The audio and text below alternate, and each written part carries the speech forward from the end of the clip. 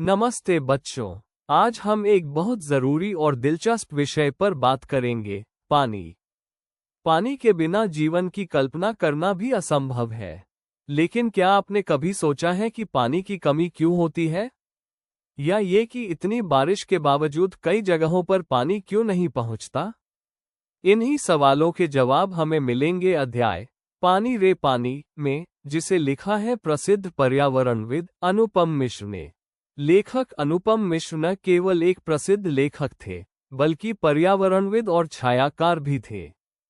उनका जन्म 1948 में हुआ और 2016 में उनका निधन हुआ। वे गांधी मार्ग पत्रिका के संस्थापक संपादक थे और उनकी पुस्तक आज भी खरे हैं तालाब पूरे देश में प्रसिद्ध है। इन्होंने हमें जल संरक्षण के महत्व को सरल भाषा में समझाया।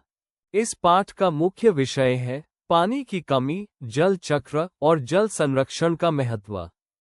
लेखक ने पानी को धरती की गुल्लक कहा है, जिसमें हम बारिश के पानी को जमा कर सकते हैं। वे कहते हैं कि अगर हम तालाबों, नदियों और झीलों को बचाएंगे, तो पानी की कमी और बाढ़ जैसी समस्याओं से भी बचा जा सकता है। चलो अब कहानी के कुछ मुख्य बिंदुओं पर नजर डालते हैं। समुद्र से भाप बनती है, बादल बनते हैं, फिर बारिश होती है और पानी फिर समुद्र में चला जाता है। गर्मियों में नल सूख जाते हैं, पानी मोटर से खींचा जाता है और यहाँ तक कि पानी बिकने भी लगता है। बारिश के समय बाढ़ आ जाती है और घर, स्कूल, सड़कें डूब जाती हैं। हमने तालाबों और झीलों को मिटा दिया और वहां मकान, बाजार, स्टेडियम बना दिए। जल स्रोतों की रक्षा और जल चक्र की समझ ही इसका हल है। अब इस कहानी का सार समझते हैं। लेखक ने पानी के चक्र को बहुत सरलता से समझाया है। पानी समुद्र से भाप बनता है, बादल बनते हैं, फिर बारिश होती है और वो पानी नदियों के रास्ते फिर समुद्र में चला जाता है। ये चक्र तो किताबों में सुंदर लगता है, लेकिन असल में ये चक्कर बन गया है, और वह भी मुश्किलों से भरा। पानी की कमी की समस्या शहरों, गांवों, स्कूलों, खेतों और कारखानों में पानी की भारी कमी है। नलों में या तो पानी आता नहीं या फिर देर रात या सुबह जल्दी आता है। नल खोलने पर सिर्फ साए साए की आवाज आती है। लोग मोटर लगाकर अपने अपने घरों में पानी खींचने लगते हैं, जिससे दूसरों को पानी नहीं मिल पाता और झगड़े तक हो जाते हैं। बड़े शहरों जैसे दिल्ली, मुंबई, कोलकाता और चेन्नई में तो हालात और भी खराब हैं। गर्मियों में अकाल जैसी स्थिति बन जाती है। अब जरा उल्टा दृश्य देखें। बरसात में इतना पानी आता है कि सड़कों, घरों और स्कूलों तक में पानी भर जाता है। बाढ़ आ जाती है, जिससे भारी नुकसान होता है। लेखक कहते हैं, अकाल और बाढ़ एक ही सिक्के के दो पहलू हैं।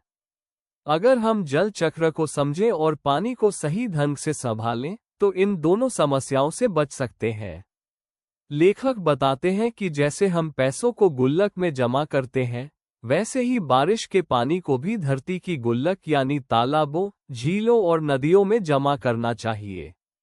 ये जल धीरे धीरे जमीन के नीचे जाकर भूजल बनाता है, जिसे हम साल भर इस्तेमाल कर सकते हैं।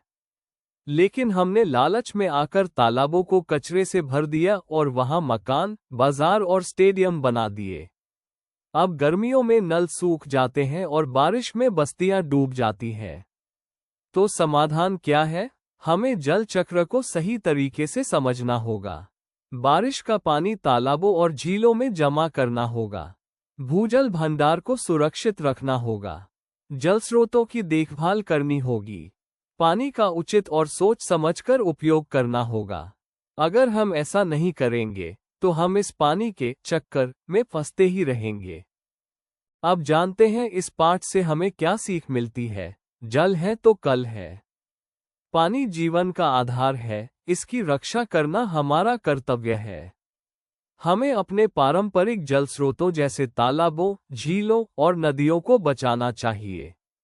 वर्षा जल संचयन यानी रेन वाटर हार्वेस्टिंग को अपनाना चाहिए।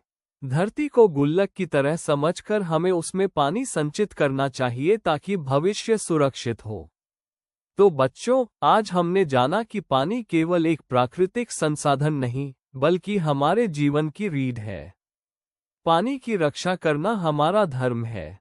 हमें उम्मीद है कि आपने यह विषय अच्छे से समझ लिया है।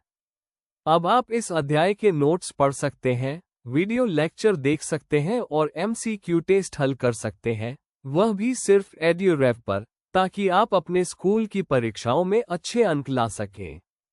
और इतना ही नहीं, आपको कक्षा 4 के लिए गणित, विज्ञान, अंग्रेजी, हिंदी और कई अन्य विषयों के